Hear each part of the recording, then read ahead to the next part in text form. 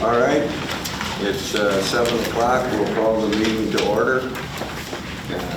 First item on the agenda is approval of our last November's planning board meeting minutes.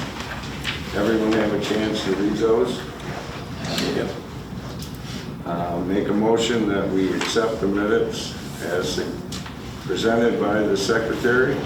Second. Discussion. Was there a couple typos? I'll fix them if you give me them. Okay. I think it referred to our engineer as Al Boyd, didn't it? I don't know. Yeah, said something like Al Boyd. We don't. Yeah, so just All those in favor?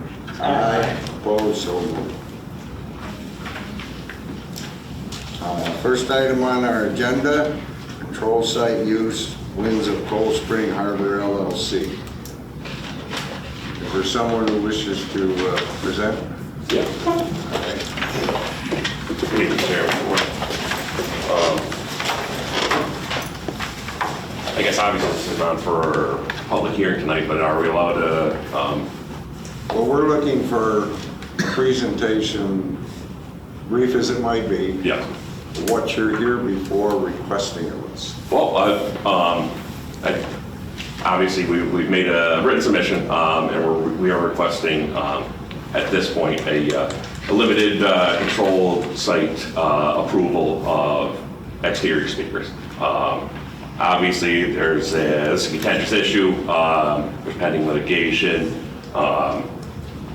and I think a sort of history of contentious neighbor relations here. But for tonight's purposes, this is a very limited application just for exterior speakers. And what would the speakers be used for?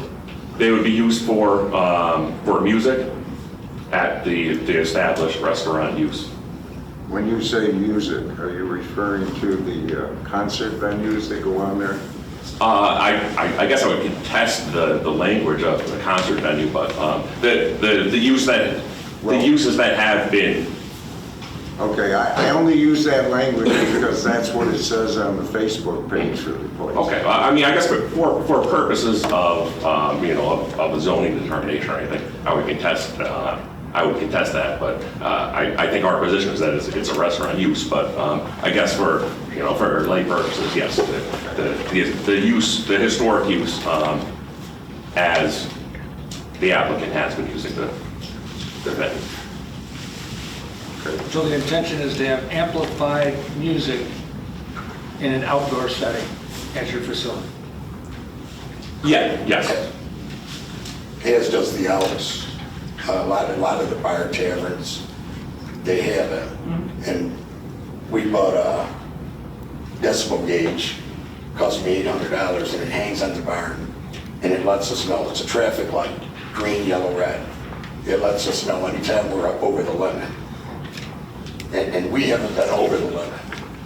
As much as the neighbors want to say it has, I've been over to the neighbor's house. You can't hear it like they're saying you can hear it. I go over there all the time on my golf cart.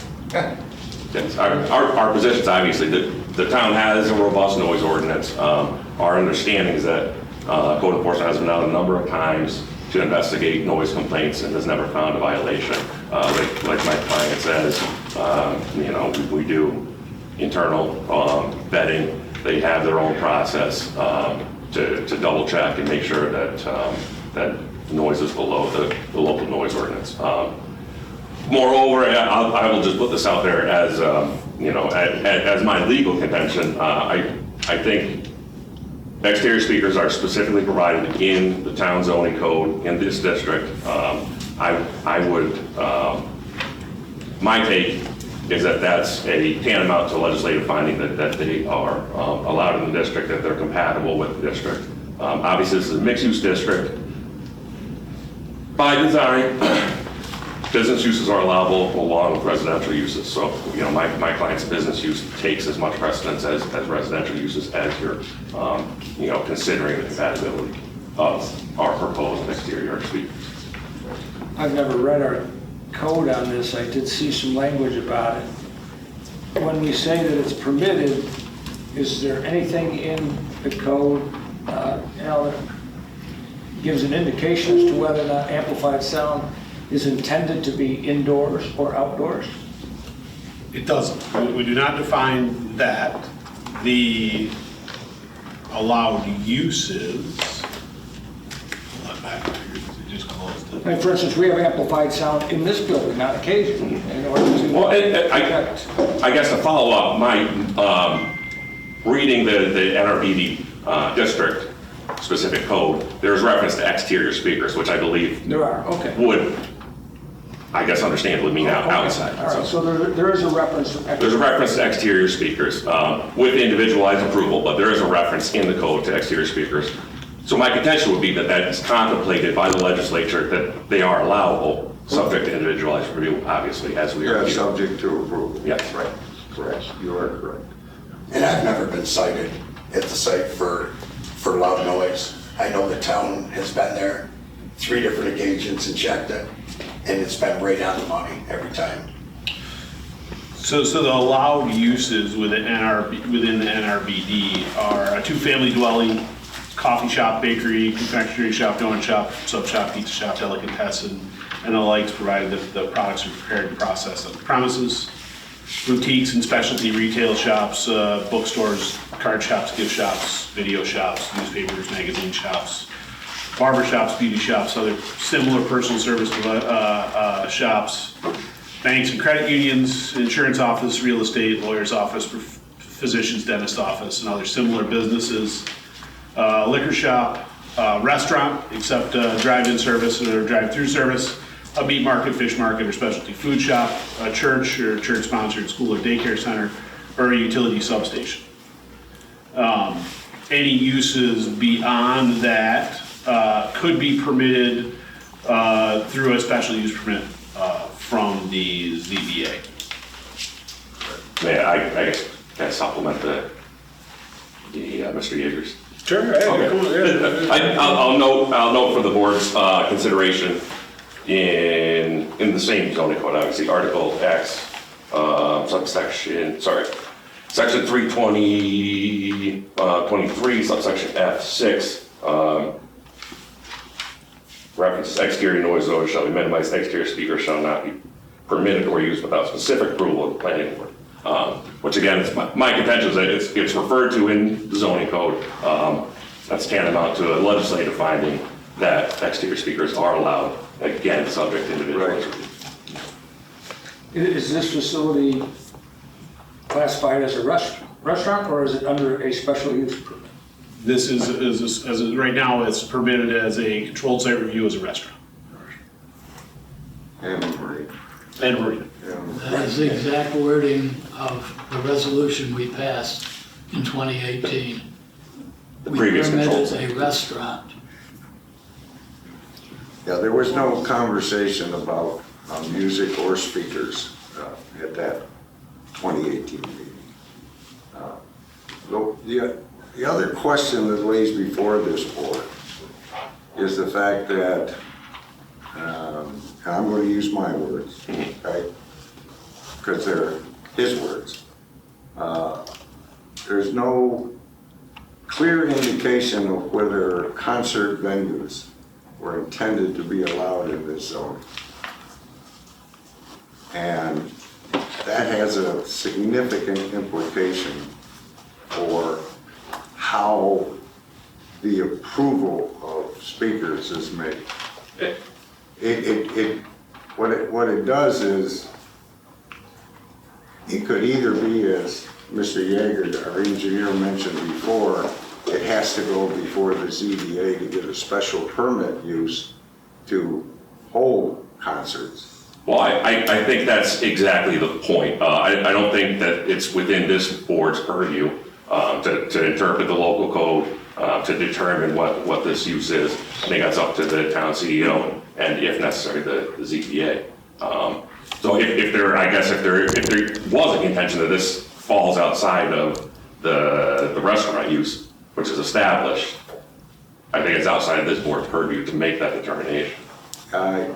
You could be right. Huh? Yeah, you could be right in that, but That's why at this point, what we are going to do is we are going to table this for tonight, and we are going to make a formal request of the code enforcement officer to give us, the planning board, a ruling on whether those venues are allowed in that zoning.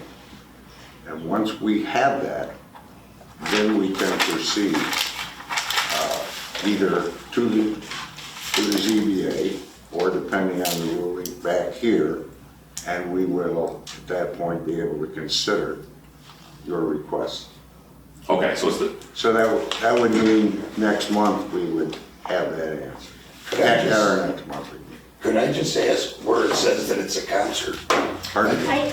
Can I comment? Yeah. So it's not so much that they're saying it's a concert venue, is Well- that the town's definition of restaurant is a building or portion thereof where prepared food and beverages, whether or not alcoholic, are sold to the public for consumption, and then that's it.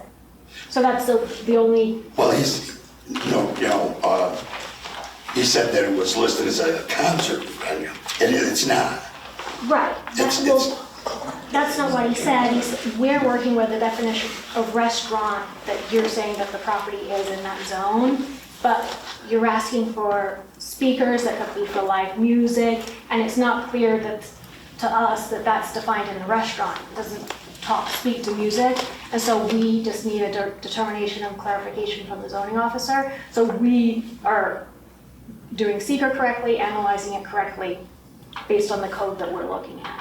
So, I think what my client is saying is that the board had referenced potential advertisement that listed concert venue. And I don't know if that's the case. Obviously, we're saying that that's not the case by way of the basic advertising, which I think is a different issue than the zoning definition. Have you ever had a sign in your facility that says this year's concerts are? no, They Never have that had on Facebook. absolutely not. It says, it will tell the bands that are playing. It's just There's no reference to it. never. It's a music schedule is what it is. It's never said concert. I'm probably a little bit older than most of the people that come to you. Not really. I can tell you, I know the difference between a live band concert and quote restaurant music. I know that. Well, again, I guess let me interpose the argument. I don't think that's a question for this board. Obviously, Mr. Chairman, It's a question before this board because from a legal standpoint, we need to make sure that we proceed with this properly. There's already one lawsuit pending against the town. We've never been sued and we don't intend to be sued. So we're going to find out exactly what ruling is by the town's code enforcement officer. And at that point, we will take up your request and move forward under the authority and the code that this board operates on. Okay, I So that's all we're saying. I understand. We're not saying no to you.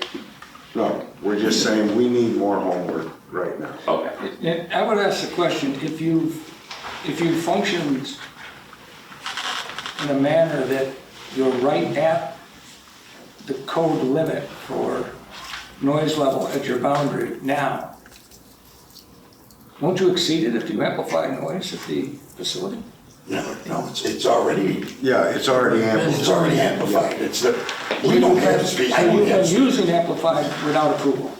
I've been doing it since 2011 and nobody's ever said that it's against the rules. And again, I will note there's been no clear zoning board action on that matter. There has been one zoning board, sorry, not zoning, but there's been one code enforcement letter, which we have contested for the zoning board. So that's not a determined violation. And I would familiar enough with this type of thing to know that when you say it's at the limit, when there's noise being generated, whether it's from equipment or from a vehicle or from music, the noise level is not like this, it's up and down. If you tell me that if it's at the limit, I would guess that there are periods where it was over and periods where it's under. On the gauge that I bought, you could set it. So if I didn't want it to go over 50 decibels, the red light will come on if it's 60. And right now it's set, it's 65. And the yellow light will come on when it gets above 65. And then a red light will come on if it got above 70. The red light doesn't come on. It's green, and it'll flash yellow. So if you're cycling, you're between 65 and 70? Right. And it really hasn't reached the 70 because the red light hasn't gone off. That's fair. All right, that's how we're going to proceed to it. Okay, understood, Mr. Chairman. So Thank we'll you. see Corey, I ran to a point of information. We have a lot of neighbors of Hayes Roads here tonight, and I know you're not required to hear us, but I hope in the interest of fairness, you'd be willing to hear us on this issue. Not tonight. When we reopen this, we will. I see. Will you accept from the board a packet we put together? Certainly. Thank you. Give them to the clerk. We've already received numerous letters.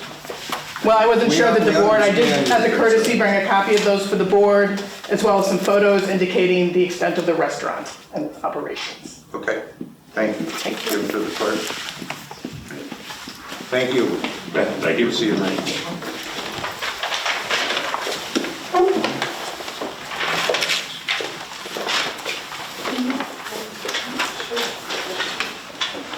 I would like to see those distributed to the planning board. Thank you.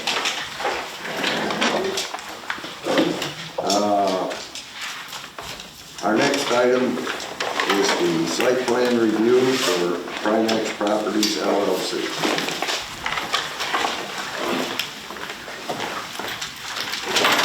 Do you mind if I use your easel? I have an easel too, but I'm gonna. Yeah, absolutely, go ahead.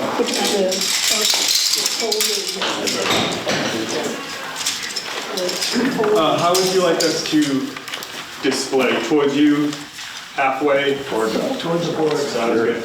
You're talking to us, not the audience. Perfect. Thank you. Thanks.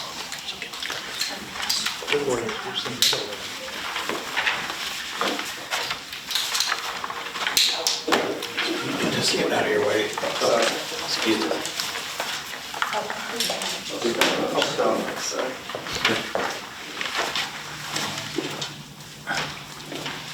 Excuse me, Karen, could you please hand out those folders also that we gave you? Oh, I didn't even see that. Yeah, they each get a folder.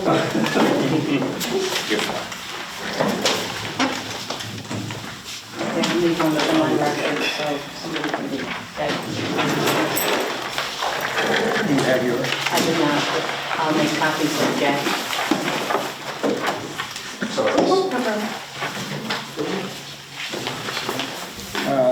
No, I think this is it.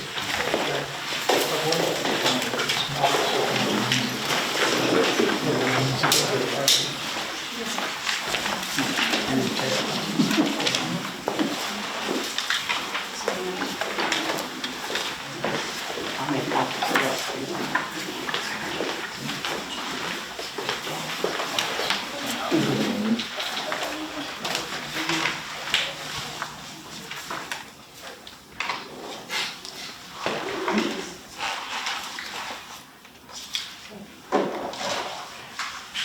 Go ahead.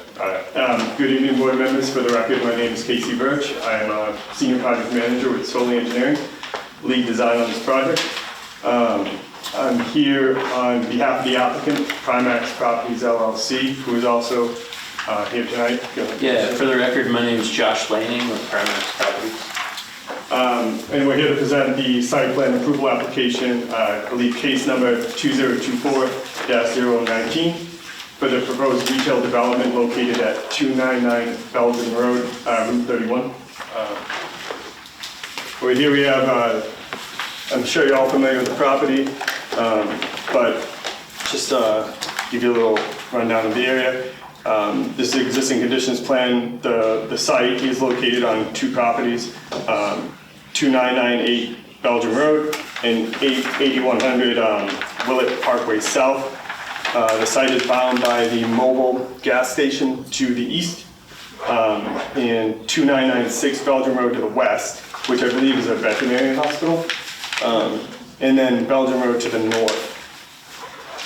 Access to the site, which is probably better seen on this plan. Currently there's a write-in only access that goes north, and then there's an access easement over the mobile property that will accommodate, that is accommodating to this property already. We're planning to maintain that. And then there's also an additional access, with access easement off Willow Parkway South, Route 631, which is the intersection site drive that goes to the back of the mobile, into the front of the mobile. Our access is here though.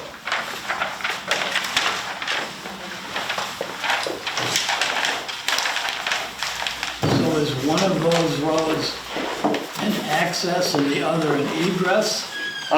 This is access only. This is access only because it's right in. But they can access egress off of this. You can in and out? Correct, And yeah. still get around to your new, Yes. Yep.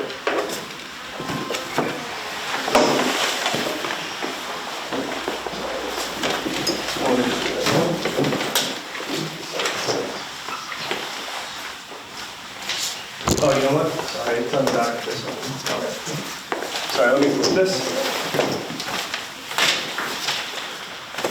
So this is our site plan, which is probably just better to speak to this. It's easier to see, but the applicant is proposing a 10,672 square foot retail building that will have associated parking, drives, proposed stormwater management measures, new utility infrastructure, landscape improvements, and lighting features, which I'll go into more detail on later.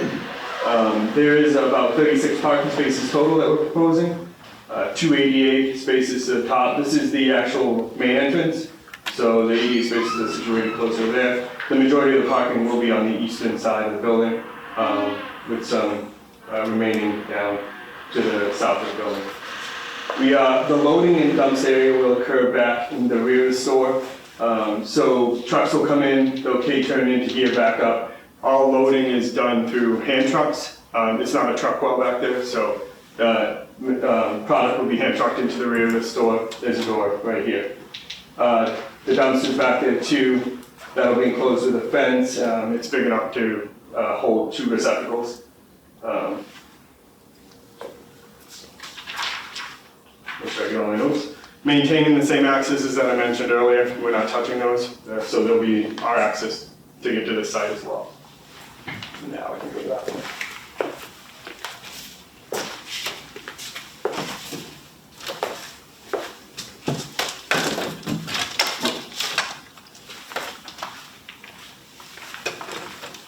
So this is our grading drainage plan. As part of this project, we did prepare a stormwater pollution prevention plan, as well as this grading and drainage plan. In current conditions, the site does flow east to west off into the neighboring property here. It's heavily wooded in this area. We're maintaining the same drainage patterns because that is a low spot, but we are adding a significant amount of stormwater measures, such as catch basins, infiltration basin with 7 and 4 bays. So the parking area will get collected by the catch basins that have hooded outlets. So it's just a pre-treatment measure. Then it'll be conveyed to a 7 and 4 bay, which is an additional treatment measure. And then that'll end up going into the infiltration basin, which was designed to capture the entire water quality volume, which is about 15,000 cubic feet or so. So to do that, we had to provide an outlet control structure that was a little higher than that storage volume. So everything else will infiltrate, and any high flows will go through the outlet control structure. We'll go over the spillway. Let's flip it.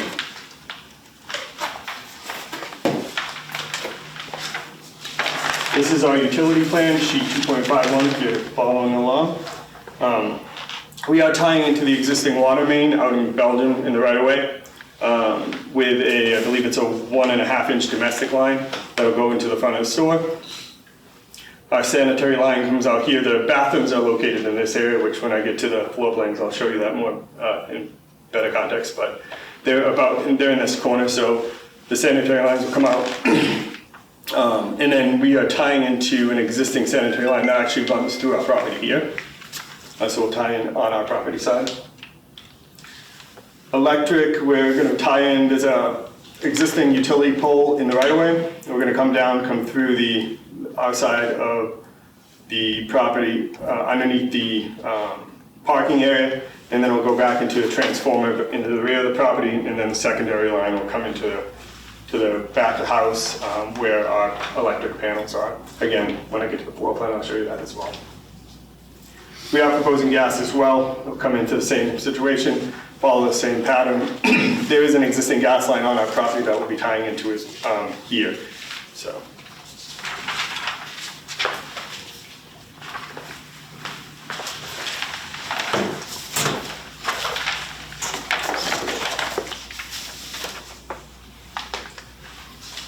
This is our landscape plan. I am not a landscape designer, so I'm probably going to read more of this verbatim.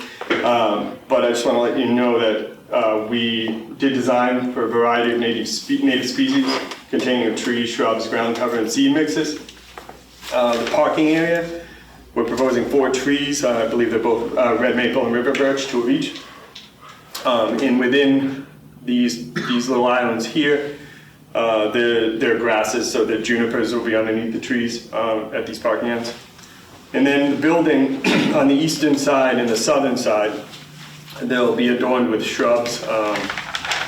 And I think those shrubs are azaleas, holly, and rhododendron.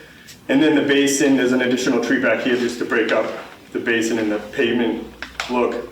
And the basin will have a New England wet mix at the bottom, and then a New England erosion control restoration on the slope sides. And then the rest will just be lawn area seeded.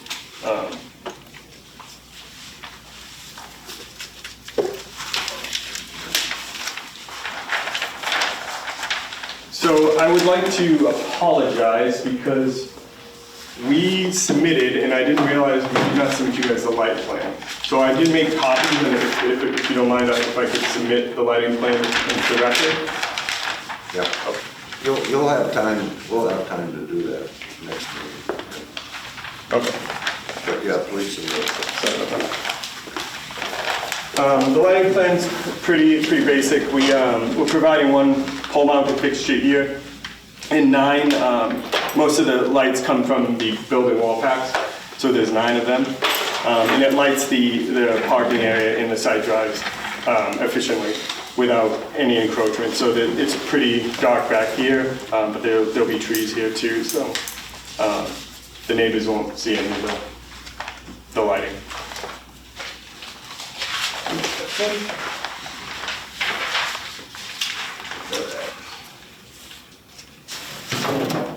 Getting into the architectural elements. So we did submit a floor plan, but I'll just go over it. It's pretty basic floor plan. We have our sales area that is pretty much in its entire middle portion.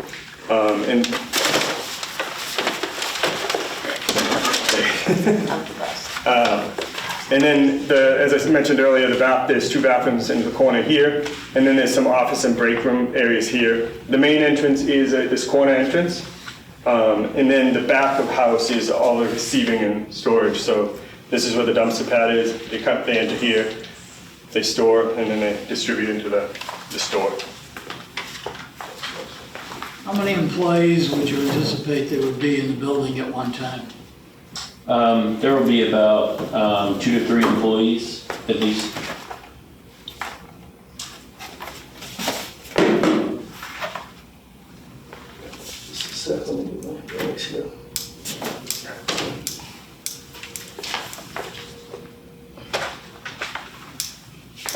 So this is the northern facade. So what we have here is we have a glass storefront. This is the north side of that corner. And then this darker brown here is a split CMU design. And I'm not sure if you guys are familiar with Sherwin-Williams. Should I stop? No, Okay. I'm not sure if you guys are familiar with the Sherwin-Williams colors for paint, but this is a stone color. And then above that, we have the top entrance is the building signage, and that will be cement board and batten siding here. And then that color is a Van Dyke brown, Sherwin-Williams. And then we have on the side house, or the rest of it is a beige color of the fiber cement lap siding. And these are faux windows, correct? Yeah. Yes, that's correct. So they're providing faux windows that are comprised of a pair of straight top panel shutters. So two in the front there. And feel free to jump in whenever. Yeah, no. So then this is kind of a view looking at the corner at the entrance. Again, that similar design with the glass storefronts continues on the eastern side. You still got that split CMU, and then the what do you call it again? The cement board and batten side. Yeah. And then that beige, that beige siding continues here, and then they have 3 of the faux windows along the eastern side. And I'll just jump in real quick. This type of design, we found that towns of this size that are 20, 30 minutes away from a city like Syracuse, we've done some offshoots of Albany, and they tend to like this design. So just wanted to present that to everyone and just see what you think. And with the corner entry, and additionally, this is a Dollar General Market. The difference between a normal Dollar General and a market store is this one has produce, fresh vegetables and fruit, and some cosmetic products. So a little bit more like an Aldi or a Walgreens, that type of thing. So just wanted to jump in and tell you about that. In the rear of the store, that beige follows through to the rear. Just the door, we don't do the faux windows back there. And also on the western side that's blocked by all the trees, we didn't put any faux windows there, but that beige siding goes through that as well. And that's pretty much our presentation. Any questions? Any questions at this time, guys? Have you given any consideration for pedestrian traffic between your proposed facility and the adjacent retail ice cream there? I could anticipate that there could be some pedestrian traffic, and it right now doesn't accommodate it real well. People have to really be walking in the rows. Might that be considered? I know the majority of it probably is on the adjacent property owners. But they do have, I believe, a sidewalk in front of their building, and I don't know if there would be a way in which for you to maybe have a crosswalk and a pedestrian way that would bring people to your entrance. That's a great And I'm not question. asking for it, I'm just saying, if you could consider it. I think it's something that would be utilized, because I can foresee people going to one location, parking, and then visiting both locations. Yeah, certainly, and I think that's a great idea. We anticipated when we were designing this, we wanted to accommodate the landscaping here. Initially, we had this just flat. I don't remember if we accounted for a little crosswalk over here or not in the initial plan. That's certainly something we can look into and see how it figures with the truck turn. Yeah, I mean, you're asking for like a crosswalk across to the... Somewhere in that area, yes. Yeah, so it's safe for people to Right, so that to people cross. go up, particularly, that entrance right now, yeah, I'm gonna tell you, people go in there like they're going into the pits. I mean, they come off of 31, which is a relatively high-speed road, and they're barely, quite often people are maintaining their speed on that little entrance road. So if they were to encounter a pedestrian there, I'm not saying that it's something that's gonna happen a lot, but it could result in an unfortunate situation. That end of the building is also the ice cream shop, isn't it? Which Yes, is it is. very Yeah. busy Right, during which- the summertime. Right. There's some picnic tables out there. Yeah, which attracts children. There'll be a lot of people there. Yeah. Yeah, Right. absolutely be concerned. No, that's not our property, so would we coordinate with... Yeah, so we have an easement across for access, here and here, like he explained. Yeah, I definitely think we can look into the best way to safely cross from the ice cream shop or gas station over here. I think that's absolutely necessary for the safety of the community, so we'll figure that out. Just curious, not that it matters, but are you leasing or purchasing the property? We're purchasing the property and So building. you have a and reciprocal access agreement, basically, between the two properties for that front entrance. Yes, yeah. Are you contemplating any additional access agreement across the front of the property, or is it just that rear piece and that front corner? I'll have to ask the seller for those documents that specify exactly where it is. We show it here and here. Casey, I don't know if you have that handy, but I can check. Yeah, just that back portion behind the C-store is sort of like no man's land, where people, trucks park and people. Yeah, right. I don't see anybody using that. Okay, yeah. They're gonna come across the front, demonstrated. And one thing that we would consider as well is improving this section to where we're adding more space for everybody. So that way when customers come in from the signal and come around, that it doesn't get jam-packed over here, so. Yeah, I mean, you could. Yeah. So encourage people through. Yeah, we'll figure out with signage and. Yeah, I know their delivery trucks also park, the C-store delivery trucks park behind it, so you'll need to probably have some kind of truck parking lane for those trucks, so that there's, striping somehow to accommodate that, so that they're not blocking your access. Yeah, certainly. Plus the car wash. Yeah. So there's, There's a bit going on back there. Certainly. There's a bit going on back there. And we'll figure out the smartest way, together, figure out the smartest way to move traffic around. The only other comment I have are, there are bollards when you come in on that right end that for some reason are painted black. This here? Yeah.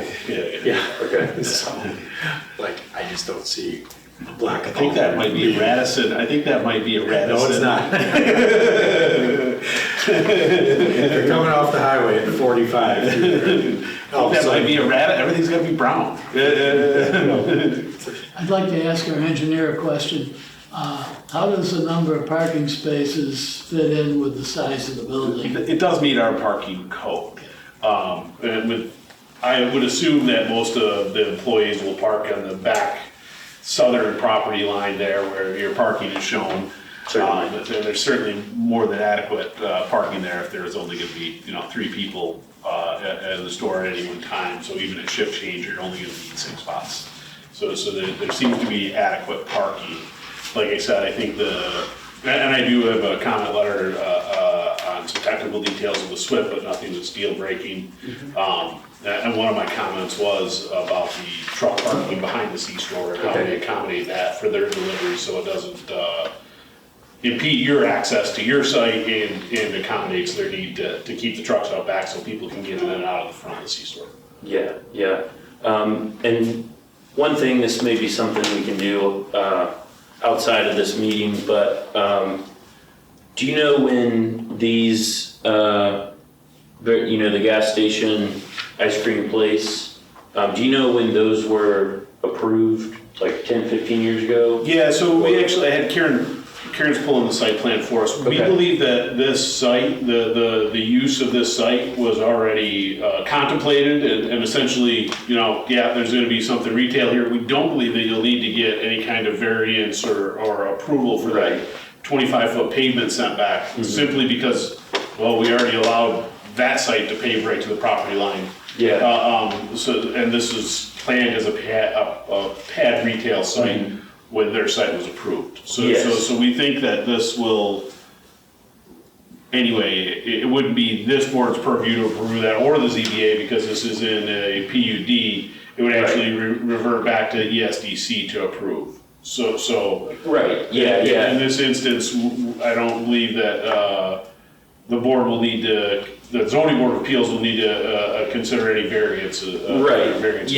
Just the reason I asked that is when these buildings were approved, I was just wondering what the plan was for traffic, like if these were designated as truck parking, or if it just kind of, it was built and then trucks started parking there. I think that's how, Okay. more. Yeah, because if it was designed to be a certain way, we definitely want to fall in line with that to comply with the plans whenever these were built. So that way, we're getting traffic through smoothly. Yeah, and like I said, it's just a matter of, the beer truck, the soda truck, chip truck, when they deliver in the back, and they park in the back, and simply so that they're not blocking all the parking in the front of the store. Right. And I'm sure there's a solution there, like I said, maybe some striping along the edge and a taper lane. Seen it in plenty of other C stores and spots like that where you have a rear access possibility. The way most are set up. Yeah. They all do it in the back. It just might be worth a conversation with the operator of the C-store, what their intentions are, because I mean, that building's long past its useful life. It should have been scraped 5 years ago, and I would imagine that they would configure it differently moving forward, because it's no longer really a great layout, so. Just so you know, we usually like the fire department to take a look at these things when they're still in the planning stage. Turning radius, access to the building, access to the sides that don't look like they're terribly accessible. Depending on how big the bank is on the east side, for example. Just to make sure that everything's Their grading plan does account for a flat area to accommodate roof access from the back side of the building, and they have provided fire truck, ladder truck turning movements with their application. But they do like to look at it. Yep. So we like to have them. We'll have it. In regards to that, is this a sprinkler building? No, it's just domestic. It's a 1.5 inch line. Yeah, it's just domestic. There's a fire hydrant, existing fire hydrant about 90 feet away from the building. I may be wrong on this, but I thought, and I'm not a code enforcement officer, so I'll have to revert back to him. I thought buildings over 10,000 square feet had to be sprinkled. Yeah, Is that New York? Yeah. I'm surprised it's not a sprinkler building. Yeah, I believe New York is once you hit the 10,000 foot threshold, you have to sprinkle. So we built several 10,640 buildings in the state that are not. I could be wrong, like I said, I'm not. However, we asked the question when we had our initial Microsoft Teams meeting. I can't remember if the code enforcement officer was on there, but we asked that question. And the feedback was that it did not need to be sprinkled. Yeah, I do recall that. Yeah. I mean, we can obviously double We'll check. confirm that with the CEO and Certainly. but yeah, that's fine. The site now drains east to west. you're Correct. saying. But I know you got level spreader there, but you're creating kind of a point source discharge directly onto adjacent property. So, Permitted? yes, as long as we're reducing the peak flow from existing, in which we are in this case. Most of it does infiltrate though. I forget what storm event actually goes out into the outlet control, but the majority of it is 15,000 cubic feet that is cubic yards that just stays within, or cubic feet that stays within the basin, and then that infiltrates. But there are two overflow devices. Yes. That discharge. Nothing goes over the emergency spillway and the storm events that we calculated, which was up to the 100-year. I have to double check on what goes on the outlet control though. And that's within 30 feet of the property?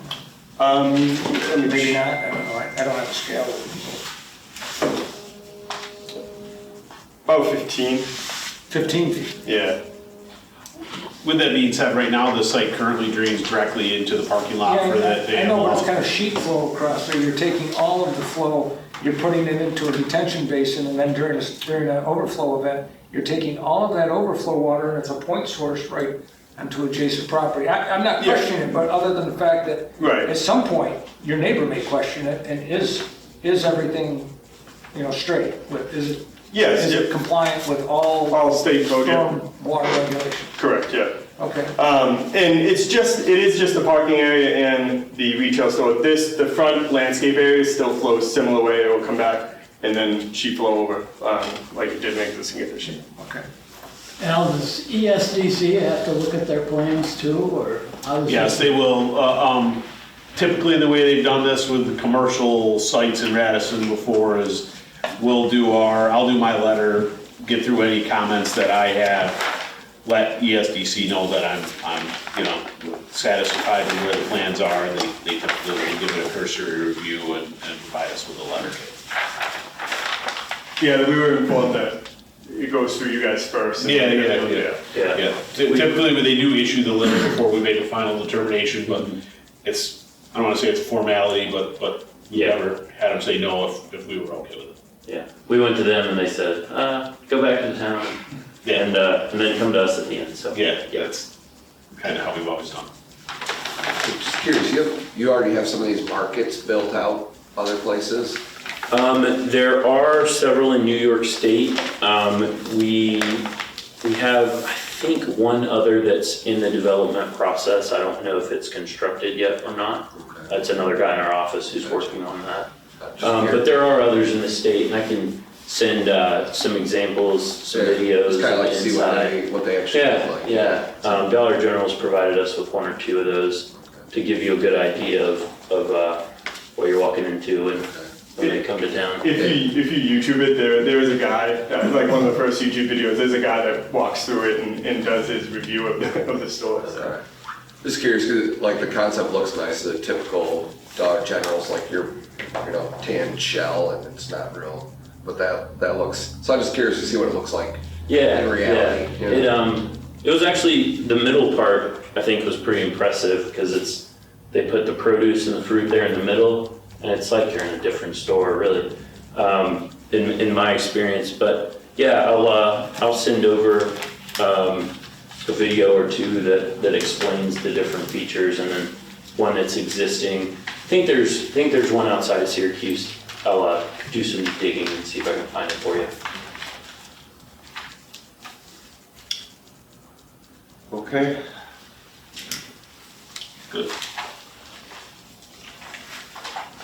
Make the following resolution. Resolved that the planning board, having followed the prescribed secret procedure and having received no comments to the contrary, hereby designates itself as lead agency for Primax Properties LLC, site plan 2998 Belgium Road, Baldwinsville, New York, site plan for proposed commercial development. Do I have a second? Second. All those in favor? Aye. Opposed, so moved. Short form seeker.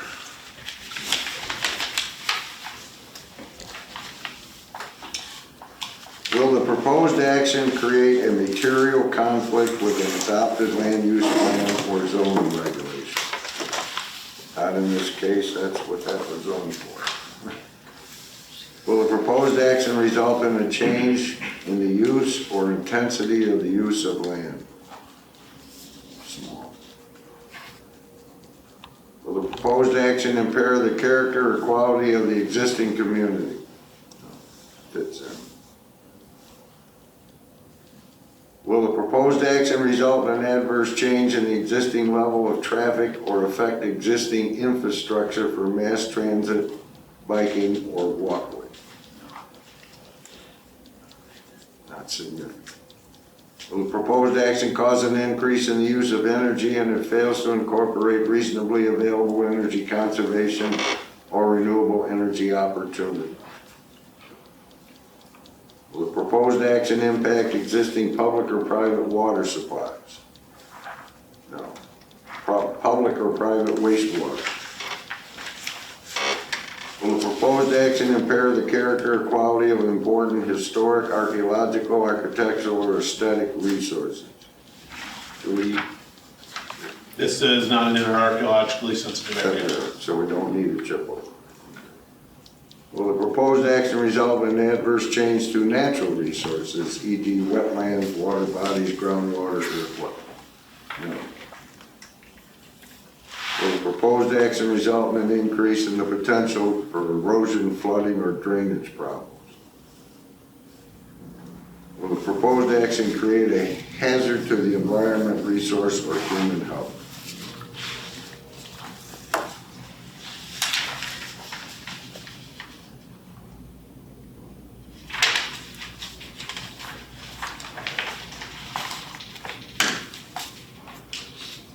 Make the following resolution. Resolve that having reviewed the seeker regulations, determined this is an unlisted action, and having reviewed the short environmental assessment form, and finding no significant or adverse impacts resulting from the Primex Properties LLC site plan for the proposed commercial development, the planning board hereby issues a negative declaration.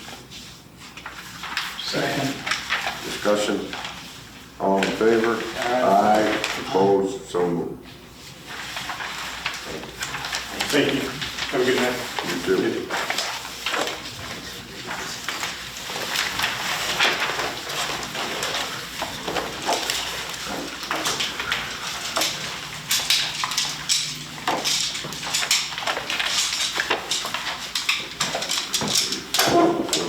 That's a lighting plan for that. So that's perfect. But you really want it. Oh, you have the lighting. Yeah. A little like that. The next item is the requested recommendation on the long EAF form by the town board for the planning board. This is the Melvin Farms Old Springs Hayes Road project. We're not going to do the secret tonight, but we are going to go over it and end up making a recommendation as to what any issues we may identify, determine whether they're appropriately mitigated or can be mitigated, and offer an opinion as to whether a positive or a negative declaration should be forthcoming.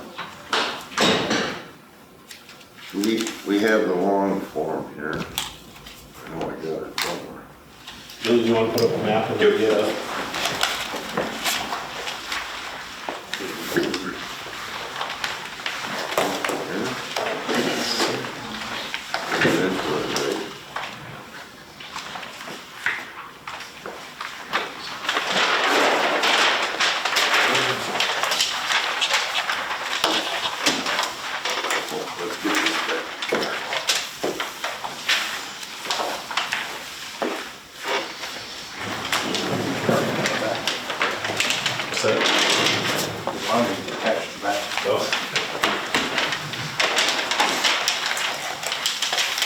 Yeah, we don't want to look at that one.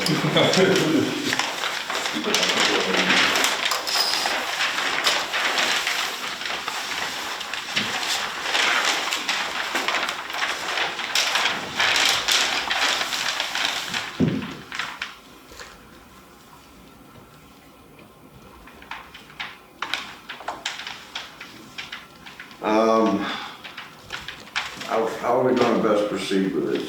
why don't we have Julian describe what the changes were from the last time we saw this, compared to where we're at now, and how those changes relate to seeker and the comments that the board made the last time they were in front of us. Seem like a reasonable approach, and then we'll kind of run through the part two questions a little bit. Well, that would be a good update for the board members. Yeah. Yeah. I'm familiar with that, but they're not. Yeah. Yeah, okay. I'm not exactly sure what you guys seen in the past. We did reorient the housing, moving the apartments and the taller buildings lower down, brought the townhouses and smaller buildings up to the front. That's probably the biggest change. That improves the view shed. At one point we had apartments up here right on the road, we moved those down. We've eliminated the single family that was on this side of Hayes, but Al had a comment about that, so that might still be up in the air. Overall, we're still at the 585 unit count that we were at originally. I think it actually went down 3. I think originally they were 588. They were 588. Yeah, they dropped to 585. We're still dedicating land to the trust to not be disturbed. Still planning the pump station and forest main, providing the funds for that or constructing it. Be a pump station here, a forest main up to here, then a gravity sewer down to the treatment plant. I know Mario put together a little letter, if you guys saw it, kind of summarizing some of the specific changes in the LOI itself, language and so forth. We did provide walking paths within the development that connects it to all the different housing types. We provided some additional parking. Again, Al had a comment on that, and I think we can address providing visitor parking on these driveways versus out on the public road.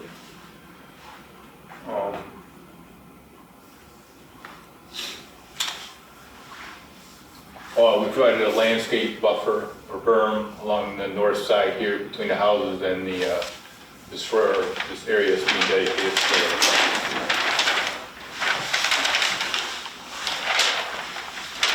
And Mario also put together a whole letter commenting on the different secret questions. Correct.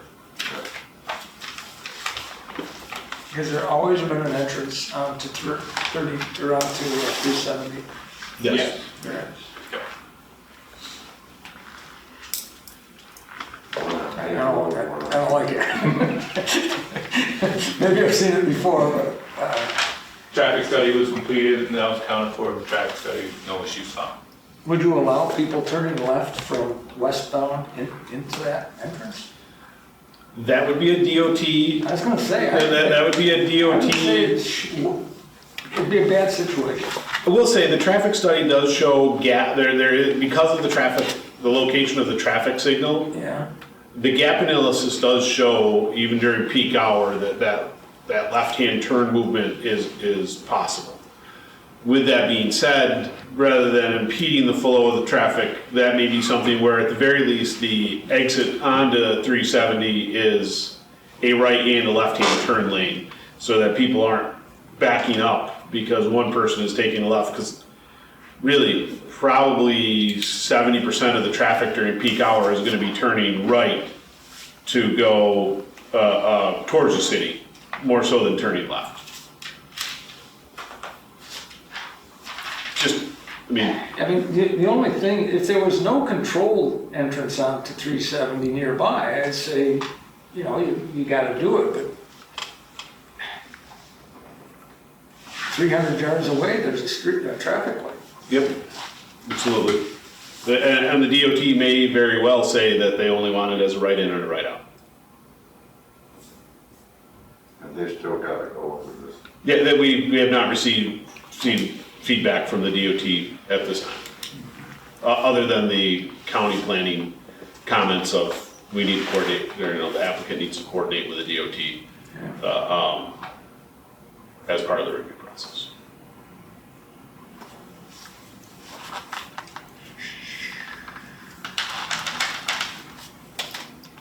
So basically, from the first set of comments we gave, our main concerns had to do with the number of units, the view shed analysis. Call it the view shed because of the apartments up close, et cetera, like that. And the question we had was, is the town getting appropriate value for this density? And the town, in a meeting 3 weeks ago, 4 weeks ago,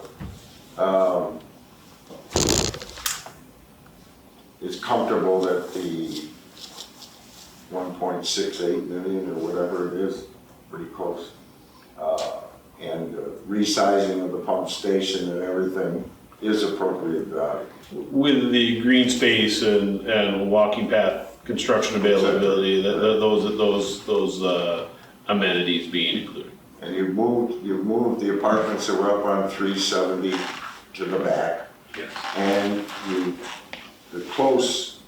the apartments that set right behind the forever farmland there, they've all been lowered to 2-story. Yeah. They've been lowered down here. Yeah, so we're down to 2-story, so that helps the view shed. They've also indicated that the pitch on the roofs of those townhouses to 612. Right,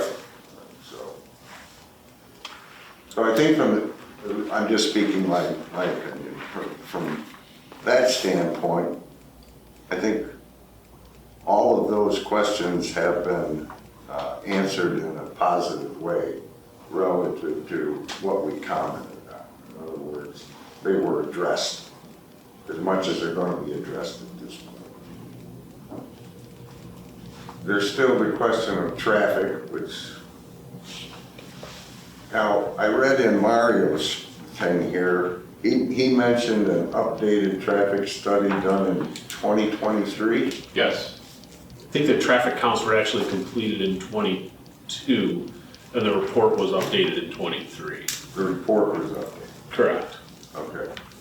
So it's closing in on 3 years by the time anything starts happening.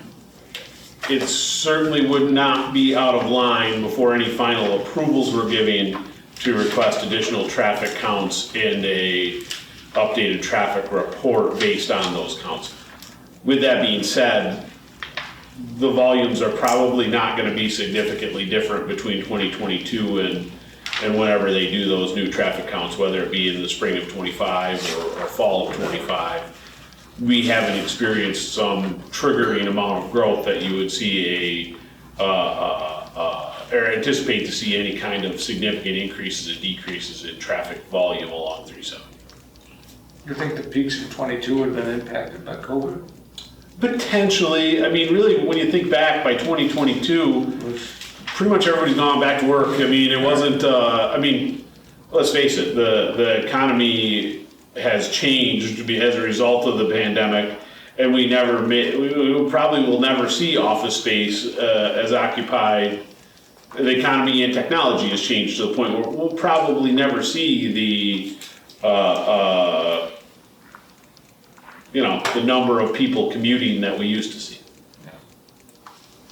Yeah, the 2023 traffic study update basically included the intersection of 370 and Jack Glut Boulevard. Just the 370 and what? Jack Glut.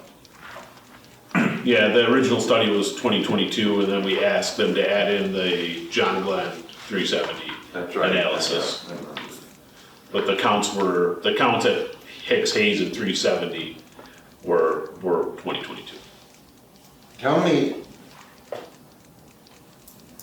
the mathematical formula that's used to go from 585 units to an anticipated 160 vehicles coming out in rush hour period.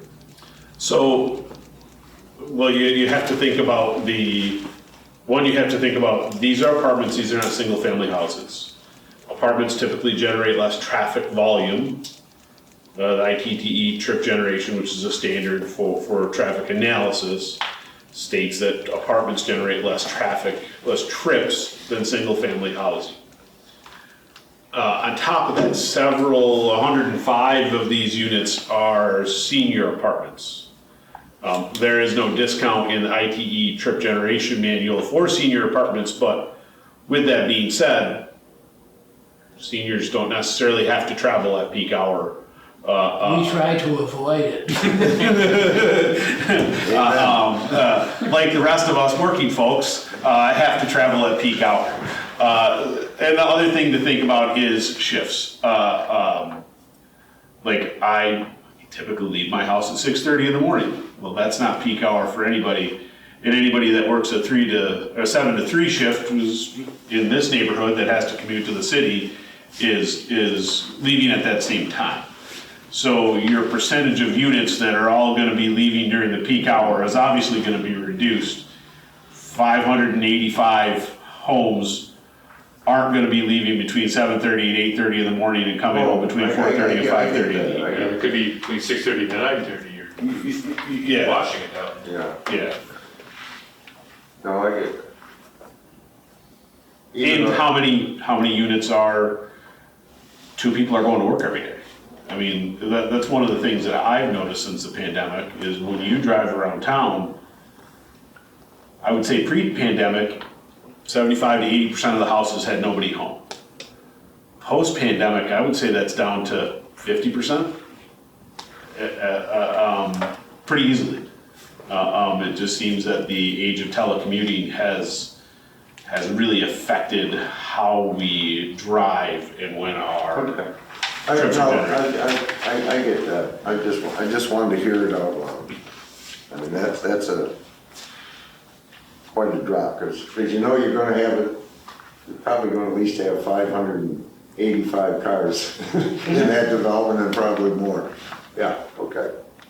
Well, and most of those people are gonna be a couple probably, and if there's no children, probably the wife's got a job somewhere, so they're both gonna be going somewhere. Sometime. Yeah. Well, I mean, Yeah, but again, that's true, but there's also the senior apartments that you're not gonna have too. and like I said, the age of telecommuting has changed the workforce demographic significantly. Yeah, and I agree with that, because I've done a little study out here a couple of times. Well, and you probably see it in your neighborhood Before too, and you. after. Yeah. Yeah. You probably see it in your neighborhood that there's just more people at home during the day than there used to be pre-pandemic. Well, there's just a lot of hybrid too, so Yeah. a lot of people might go to work. But it's only 2 days a week. Yeah. But other people are going to different 2 or 3 days, like, you know. Yeah. I came through Liverpool the other night at rush hour time and up 370. And I was very surprised to have to wait 2 light turns at John Glenn. And as soon as we went across John Glenn, it was still bumper to bumper until they all turned off on River Road. And then it was pretty good. But this will make a change in that too afterwards. Yeah, for sure. The question is, does it change it to a point where it's a level of service lower than where it is currently? That's what we look at the experts for, and I always have a problem with traffic study experts because they're kind of like people that testify before juries. They're experts and they tell you what you want to hear or what they want to hear. With that being said, how the DOT has standardized the methodology of traffic studies, there's not a lot of wiggle room with the ITE trip generation numbers that allows you to manipulate those analysis. A lot of times now the engineers gotta submit their synchro analysis and all the programming they did to the DOT for them to review it. Correct. Okay. Well, all right, we could sit here and talk all night, but maybe what we need to do now is take a look at some of the specific questions on the long form and see if there's any on there that we had any issues with it this time of, significance. I mean, there's a number of them that you have to answer yes to.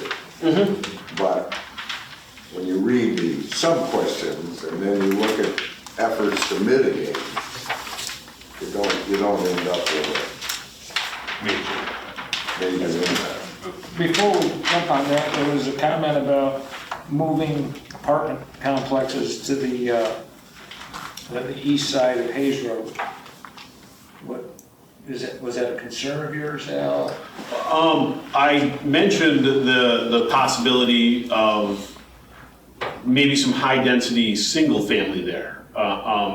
Even similar to like village-style lots that are 9,000 square foot lots, or some zero lot line duplex townhouses, or like patio home style lots that we currently, I mean, there's some in timber banks that are built out and there's no other new ones proposed, and we don't have any of that housing type currently available within the town of Lysander for new construction. And I just mentioned it as an idea that, hey, this might be something that is worth exploring more. One, obviously, you've heard it, the developer has heard it multiple times from the town board and the planning board and the county not necessarily county planning, but that, you know, this is a lot of density for this area. You know, would you be able to fit 165 townhouse or patio home or you know, single family small lot houses there? No, but you could, I mean, it's basically you've got about 13 and a half acres to work with. If you were at, you know, we'll say 3 units per acre with right of way taken out and utility easements, you know, that's 39, 40 single family lots that would fill a need that currently isn't being filled in the town of Lysander. Basically, the only lots that are available for construction right now are large, you know, acre lots in Whitetail Woods or the half to third acre style lots in Timber Banks. We really don't have any higher density home sites available currently. So you didn't necessarily have a problem with what this modification, it's just you raised the concern as to whether or not that might be used in a different manner. Yes, it suggested that it could be considered to be used in a different manner that would further address the density concerns that have been brought by the town board and the planning board when it was previously in front of you. How many apartments would, under this new proposal, would be down there? I think that's 165 actually. So you replace 165 units with 40. Oh, 136, sorry, 136 units that are there now. So you replace 165. 136. 36 units with 40 single-family homes?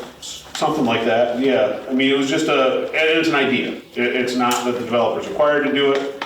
It was a suggestion that I made. The developer seemed to be receptive to it.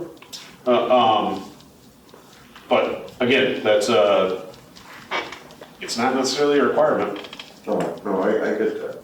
And the developer is not local. The developer is from Albany. And it literally was just something that I said in passing that, hey, this might be something that would be well received by the town and the community, and maybe, you know, would okay. supply let's face it, it's gonna take a while to build this out. You're not building 585 units in 2 years. What are public roads here versus private? So these are all gonna be public roads. That's why all the parking is So on off. this one here, this would be a public road coming into this property? No, that would just be. That's private, so it's a driveway. Driveway to the. But this big loop is public. Yep, that book. That's. Right. No, here.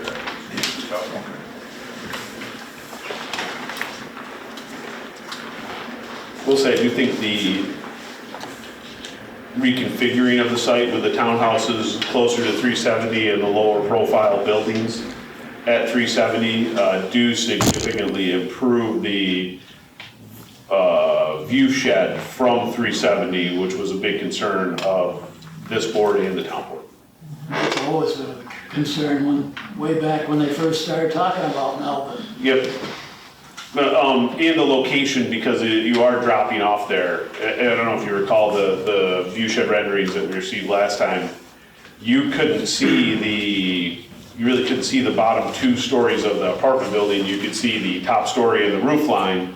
So now that you're down to a 2-story building, you're probably really only seeing, and they've added an additional landscaping berm and some plantings, you're probably only really seeing the roof line. We have requested, or the town board did ask for an updated view shed rendering. We haven't received it yet, but it should make a significant improvement to that view shed analysis from 370.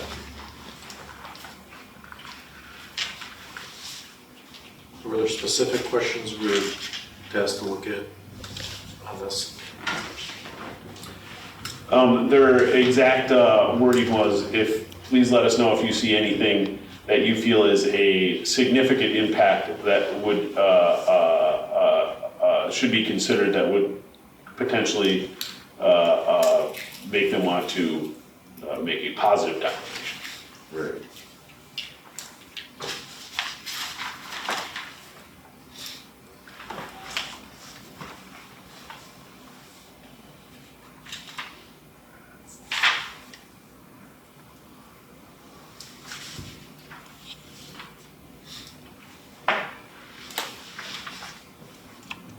It's a large development, but I don't see it, I don't see anything that would drive a positive declaration on this. I mean, that's my initial thought. Open for discussion, but that's my thought right now.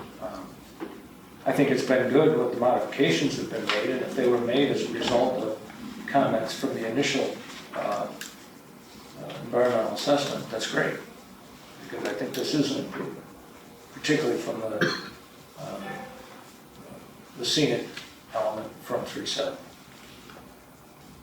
I would be very interested in knowing in the traffic comment what the DOT would think of that road, and I'm surprised that I didn't notice that earlier. It's been there the whole time. You know, I think, I'm always concerned about traffic, and I think that would be an issue. Someone turning left there is going to stop traffic. That traffic is used to, stopping on a high-speed road is dangerous. And, you know, right down by me. Tell me about it. Oh, you're saying the left-hand turn movement in, yes, the left-hand turn, okay, now, yes. Yes, I don't know, stopping for the sake of. Yeah. We stop in order to make a left-hand turn. And where it's dangerous is, the point in question is turning into Abbott's Landing from where Collington Point comes up now. That's a dangerous intersection. I don't know that there's ever been any incidents there, but There has.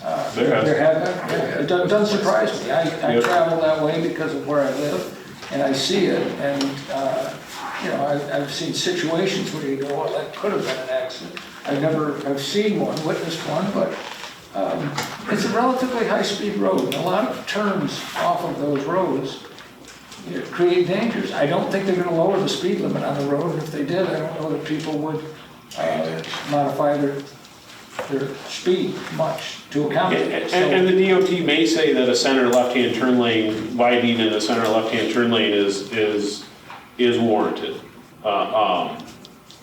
Especially when you consider in future growth on the Cold Springs Peninsula. It's much easier to address those concerns now than after the fact. What is the speed limit there, 55? 45. 45? Yeah. It won't go any lower, has it? No, I think it's 45. It's 45 until after you get the bag. You gotta do the light. And then Oh, do you? Okay. I think you gotta go up the hill after the light before it's 45. Okay. Closer to river. Okay. Up by the bar over there. So you're saying it's 50? Yeah. 55, yeah. I mean, even a center turning lane in a road that's 55 miles an hour. Is that access road, I mean, is that road needed? Or is it needed? Or is it just wanted? Would that change your configuration without it? I mean, you got 2 access points onto what it takes. No, you could loop it through and just have the 2 access points onto Hicks if you needed to. I was curious if it triggered anything. Yeah, yes, they could certainly go that route. It's So they got an option. 800 foot less double crew.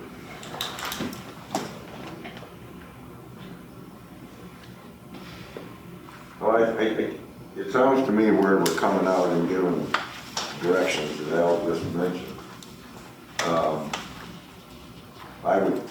I would tend to agree with Steve that I don't see anything in this now that would warrant a positive declaration. Still have concerns about traffic, as we all do. but it all seems to be manageable and within guidelines, at least from state DOT standard.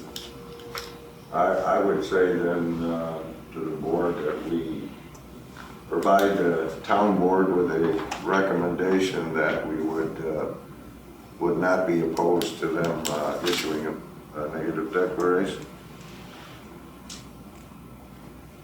I agree with that. Comfortable with that? With the idea of doing a renewed traffic study Okay. closer to the time. All right, we can make that as a condition of it. Yeah. You want to see what the DOT said? Well, I was gonna say, any Well, we're talking- mitigation as recommended by the New York State DOT and Onondaga County Department of Transportation? Something like that? What's that? With negative declaration, provided the applicant is in favor of any additional traffic mitigation requested by the county or state DOT. How does the county get in? Hayes Road? Hayes Road, correct. Hayes Road, okay. Yeah, that'd be good. I'm good with that. All right, well, make that as a resolution and ask for a second. Second. Further discussion? All in favor? Aye. Opposed? So moved. Thank you. Thank you, Judy. Okay, next one. Major subdivision amendment, Green Lakes Association, Eldon Home. This is waive the final plat and no return, waive the final public hearing and no return.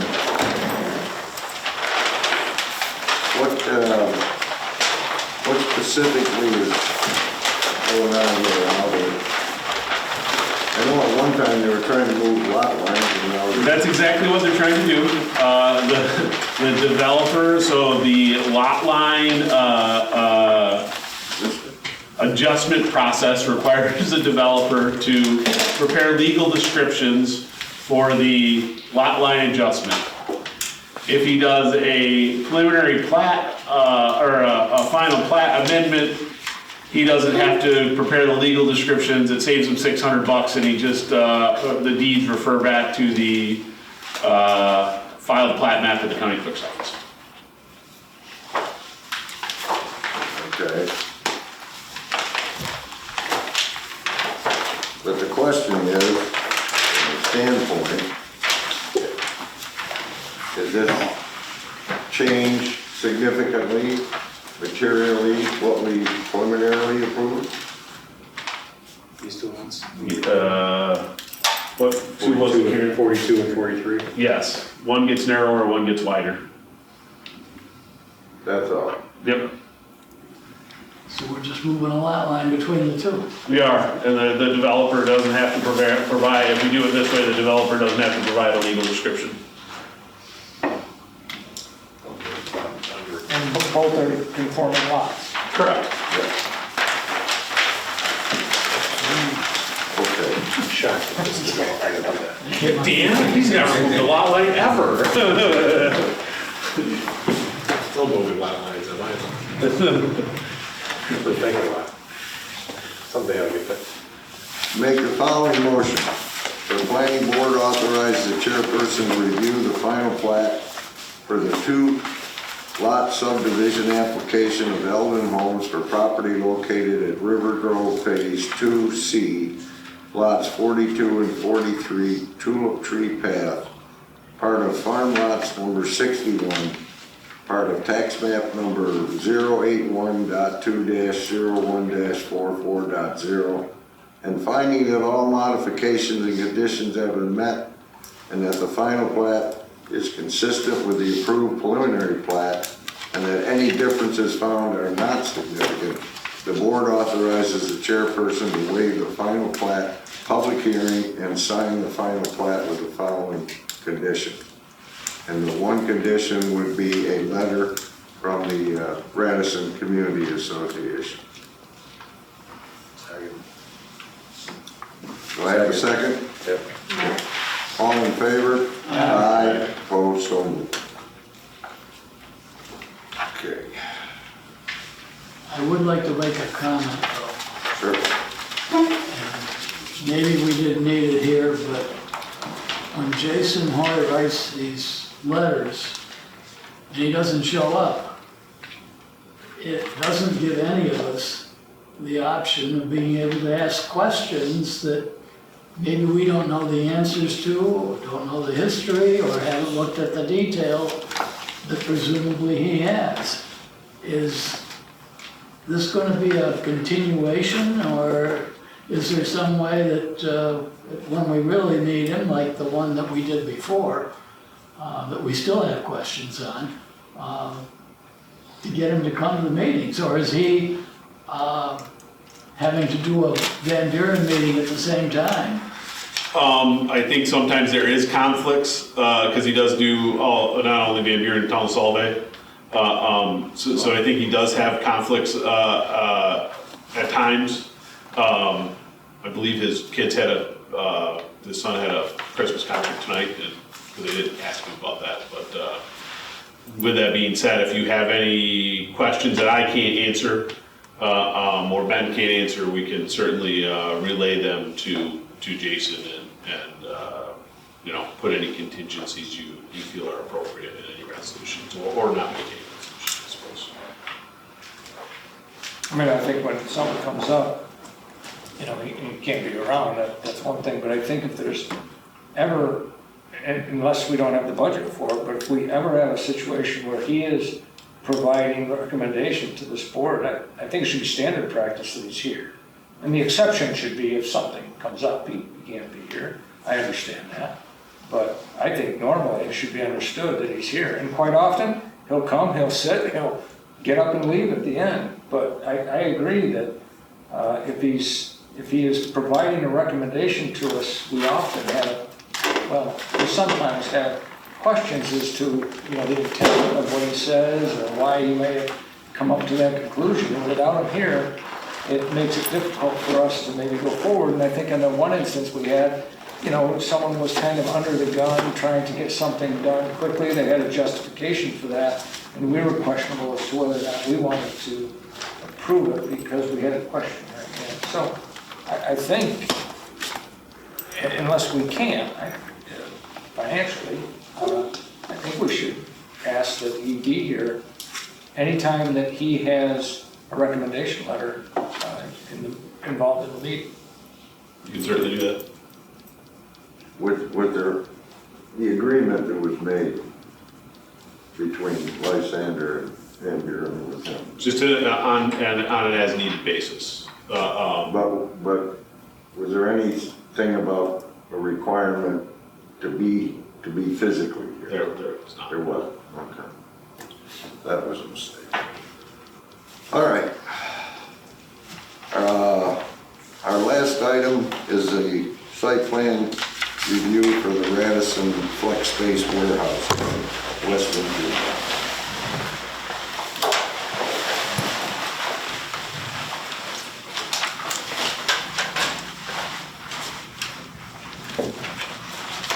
So good evening, Ben Harrell with CHA Consulting here on behalf of the Brundage Road LLC.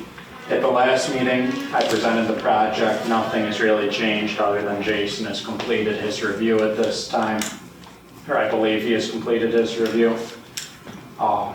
If you want me to run through the project again, I can. I know it's getting late, so it's up to the board. And all we're considering tonight is phase one. Okay. And that's the pad. We're not talking about phase two. You'll have to come back when you're ready for that. That's understood. So keep that in mind. Unless someone feels they need to hear it again, I think you gave an excellent presentation the last time. All right.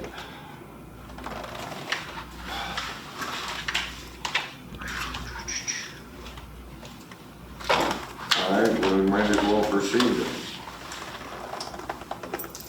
Review of the short environmental assessment form indicates that there will be no significant or adverse impact resulting from this project. There is a letter on file from Jason Hoy, P.E., acting on behalf of the town engineer dated December 12, 2024, stating that the site plan documents submitted appear to be in accordance with the town of Lysander standards and specifications and recommended approval. This action is consistent with the town's comprehensive plan. This action is consistent with the town's current zoning ordinances. This action did not require referral to Onondaga County Planning Board for their review and recommendation. This action will cause no adverse effects on the public health, safety, and welfare in the neighborhood or district. Make the following resolution.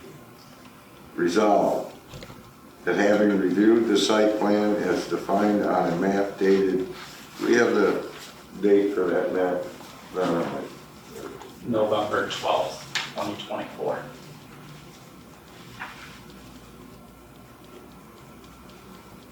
and it was prepared by, CHA Consult. oh, I should have known, sorry.